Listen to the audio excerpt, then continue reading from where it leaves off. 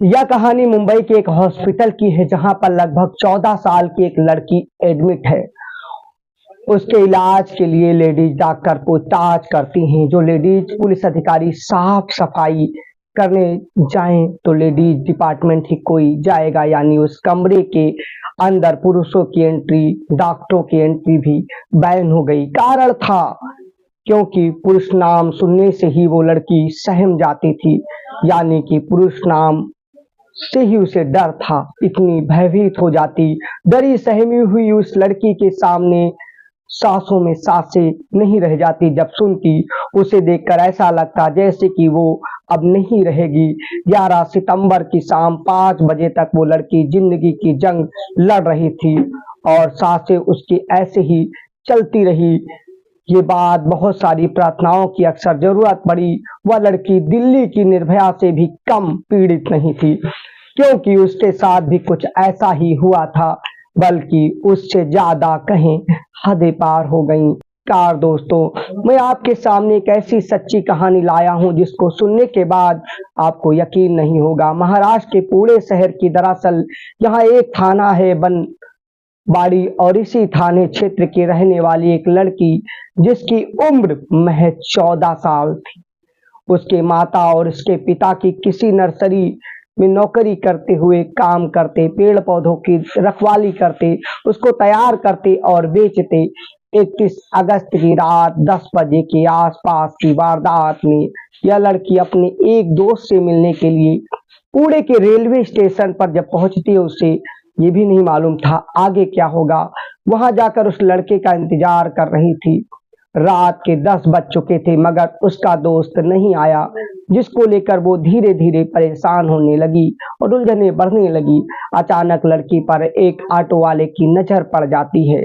जैसे जैसे ऑटो वाले की नजर पड़ती ही ऑटो वाला उससे पूछता है, बेटा तुम क्यों रो रही हो, क्यों परेशान हो, क्या मैं तुम्हारी कोई सहायता कर सकता हूँ? तो उस लड़की को एक सहारे की ही जरूरत थी। उसे लगा शायद यह कोई सज्जन व्यक्ति है जो उसकी और सहायता करेगा। अपने घर वालों के बिना मर्जी किए रेलवे स्टेशन पर अपने दोस्त से मिलने के लिए आई है। इतना सुनने के बाद दोस्त नहीं आया, इसलिए वह परेशान है। इसके बाद वो ऑटो वाला वहां से चला जाता है। करीब 10 मिनट के बाद शायद उसके माइंड में कोई खुराफात चल रही थी, वो वापस लौट कर आता है। उससे कहता है कि जिसका तुम इंतजार कर रही हो वो लड़का बाहर खड़ा है और यहाँ आना नहीं चाहता, शर्मिंदा है, अपने किए पर जो बिल लेट हो गया है, इसलिए मेरे साथ चलो, मैं तुम्हें उससे मिला दूंगा। लड़की क्योंकि रो रही थी, काफी देर से उसके पास ना पीने के लिए पानी था ना खाना था, उसे पानी की सुध नहीं थी। उस ड्राइवर ने एक बोतल पानी दिया और उसका पानी लड़की पी लेती है। दोनों साथ बाहर तक चल रहे थे। अचानक से एक चीज आई और वो चक्कर खाते ही गस खाकर गिर गई। लड़का उसे ऑटो वाला लेकर पहुंच जाता है। उसके बाद उसे जंगल की ओर ले जाता है। यहाँ ले जाने के बाद उसके साथ बहुत कुछ होता है जिसकी हम यहाँ व्याख्या नहीं कर सकते, आप बखूबी समझ सकते हैं। बलात्कार जैसी घटना कई घंटे तक उसे अपने साथ रखता। वो 14 साल की लड़की कि उसे कुछ होश नहीं था और मालूम भी नहीं, क्योंकि वह नशे में थी। उसे पानी के रूप में कुछ नशीला पदार्थ पिलाया गया। इसके बाद वह 2 या 3 घंटे बीत जाते हैं। वह ड्राइवर एक लॉज में ले जाता है। एक छोटा सा होटल था। उस होटल में जो लेकर जाता है तो वहां पहले से ही कुछ लड़के इंतजार कर रहे थे। लड़की एक कमरे में जाती है। 31 अगस्त की रात 10 बजे वहां पर ये सब होता है। होटल में जाने के बाद लॉज में जाने अंदर लड़की के पहुंचते ही कमरा बंद हो जाता है और उसके पूरे कपड़े हटा दिए जाते हैं, यानी उसके बदन पर अब कुछ नहीं था। अब लड़की में शर्म आ रही थी क्योंकि वो होश में आ रही थी। परेशान होती है। उसके बाद पहले जैसा ही बलात्कार होता है। धीरे धीरे उसे होश आता है। जब तक उसके साथ लगभग 12 लड़के बारी बारी से, यूं कहीं अब गैंगरेप कर चुके थे। दिन निकल आता है, दिन भर यही काम चलता है। हैवानियत की हदें पार होती है। एक के बाद एक दरिंदा आता है। या कहीं लड़का, यह सिलसिला लगातार चलता रहता है। शाम हो जाती है, यानी इस कमरे के अंदर वो लगभग 24 घंटे बलात्कार का शिकार होती रहती है। भूख प्यास से तड़पती है। कई बार कहती है मुझे खाने के लिए कुछ दे दो, मुझे पीने के लिए पानी दे दो, मगर कोई उसकी गुहार को नहीं सुनता है या किसी का दिल नहीं पसीजता है। कोई उसकी पुकार सुनता नहीं। केवल चीख की आवाज इस कमरे से बाहर जा रही थी, जिसे सुनने वाला कोई नहीं था। और क्या बताएं, इस होटल के आसपास मालिक और लगभग उसकी आवाज को सुन ही नहीं पा रहे थे या सुनकर अनसुना कर रहे थे। ये भी बताया जाता है कि इस लड़के को बार बार इंजेक्शन लड़की को दिया जा रहा था। वह नस्ली आधारित था, यानी उसमें बहुत कुछ था। शोर ना मचा सके इस बीच कि ने बार बार रिक्वेस्ट की, माफी मांगती हुई बचाने की गुहार लगाती है। 12 लड़कों में से एक लड़के को दया आ जाती है। उसके बाद यह लड़का उस लड़की को ले जाकर मुंबई के दादर रेलवे स्टेशन पर छोड़ देता है, क्योंकि वो रेलवे स्टेशन से उठाई गई थी। अब वो आरोपी बारी बारी से फरार हो जाते हैं। उन्होंने सोचा नहीं था शायद यह लड़की चली जाएगी। दादर रेलवे स्टेशन पर जाने के बाद वहां 2 सफाई कर्मचारी उसे मिलते हैं। वो वैसे नहीं थे। 2 सफाई कर्मचारी उस लड़की की हालत देखने के बाद उसके साथ फिर से बलात्कार करते हैं। यानी अभी वह उन लोगों से बची थी कि 2 सफाई कर्मचारियों ने भी उसके साथ वही किया। यानी वैसी घटना एक के बाद दूसरे दरिंदे। फिर दादर रेलवे स्टेशन के सफाई कर्मचारियों ने उसके साथ जो किया, अपने आसपास काफी समय तक रखा और एक ऐसी ट्रेन में बिठा दिया जिस ट्रेन की जो दिशा थी वह उत्तर की ओर जा रही थी। कई 100 किलोमीटर का सफर करते करते लड़की चंडीगढ़ पहुंच जाती है। एक कोने में डरी हुई सैंडविच जैसी बैठी रहती है। इस बीच न जाने कितने लोग आते हैं, कितने जाते हैं, मगर किसी व्यक्ति की नजर उस पर नहीं पहुंचती है। वो बहुत हैरान और परेशान से गुजर रही है। उसकी परेशानी किसी को दिखाई नहीं दे रही थी। यह भी की जानने की किसी ने कोशिश नहीं की। अब 48 घंटे से ज्यादा समय बीत गए। 12 अलग अलग लोग, 2 सफाई कर्मचारियों ने उसके साथ हैवानियत की। उसके साथ इतनी दरिंदगी हो चुकी थी, ना जाने क्यों किसी की नजर उस पर नहीं पड़ी। उसकी स्थिति दयनीय थी।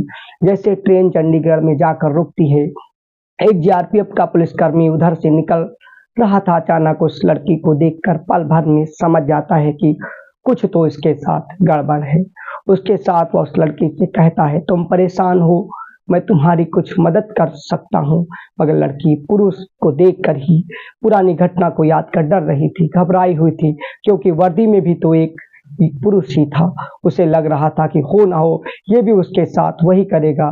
शुक्र उसी लड़की का चंडीगढ़ उतर जाती है, क्योंकि उस ट्रेन का लास्ट स्टेज था वो चंडीगढ़ में। जब वह रेलवे स्टेशन पर उतरती है और डरी सहमी एक जगह पर बैठी होती है, मगर वहां पर पुलिस वाला बहुत अच्छा इंसान था। उसने CWC and child welfare committee से संपर्क करके एक महिला अधिकारी को तत्काल मौके पर उस लड़की को खाना खिलाने और मदद के लिए बुलाया और बैठाया। घंटों तक उसको दुलारते रहे, पुचकारते रहे। एक माँ की भूमिका में वो महिला अधिकारी कि उसका कुछ ही घंटों में दिल जीत लेती हैं। दिल जीतने के बाद उसने लड़की ने अपनी बीती जब बताई तो पूरी कहानी सुनकर होश उड़ गए। घर से निकलने से लेकर चंडीगढ़ पहुंचने तक की एक एक वाक्या को बताया महिला अधिकारी का। वहीं पर रो रो कर बुरा हाल हो गया।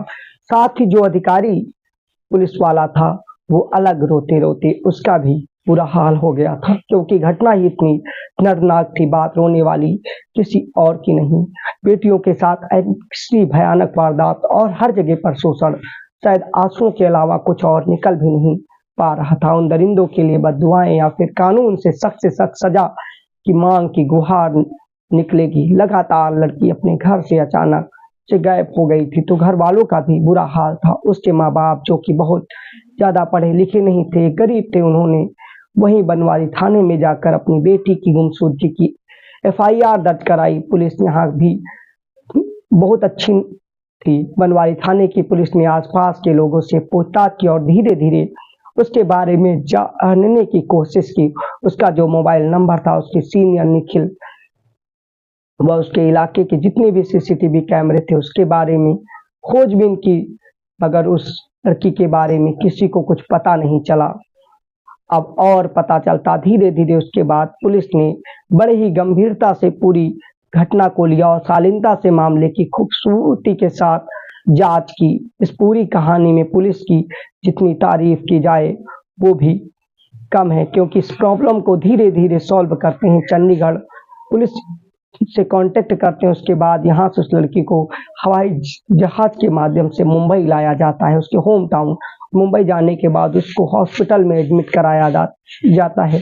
जितना भी स्टाफ टोटल महिला स्टाफ था उस लड़की के इलाज में, उसकी खिदमत में, हर जरूरत को पूरा करने में लगा रहता है, क्योंकि वह अब पुरुषों से डर चुकी थी। डर से के नाम से डरी हुई, घबराए हुए उसके बाद पुलिस ने जो मामले की जांच पड़ताल शुरू की तो 100 से ज्यादा सीसीटीवी फुटेज को खंगाला गया। यहाँ पर पुलिस की भी तारीफ बनती है और खंगालते आखिरकार पूरे के रेलवे स्टेशन पर एक ऑटो जाता हुआ दिखता है और जब उसे देखते हैं तो वो लड़की उसी में बैठती हुई नजर आती है और उसी ऑटो का नंबर उस सीसीटीवी में कैद होता है। पुलिस ने दूसरे आरोपी को, जिसकी उम्र 30 साल थी, उसको गिरफ्तार किया। उसके बाद रात से पर्दा उठने लगता है। एक एक करके जितने भी लोग थे, यानी 12 के बारे में सबको पकड़ा जाता है। उसके बाद लड़की ने जो बताया वो अपना बयान दिया। दादर रेलवे स्टेशन के दोनों सफाई कर्मचारी भी पकड़े जाते हैं। फिलहाल पुलिस ने अभी तक पूरे मामले में अलग अलग चीजें की। मामला कोर्ट के अधीन, जो इस केस में सीधे सीधे तौर पर जुड़े हुए हैं। मुंबई पुलिस की प्राथमिकता है कि इस पूरे मामले को फास्ट ट्रैक कोर्ट में चलाकर पीड़िता को न्याय दें।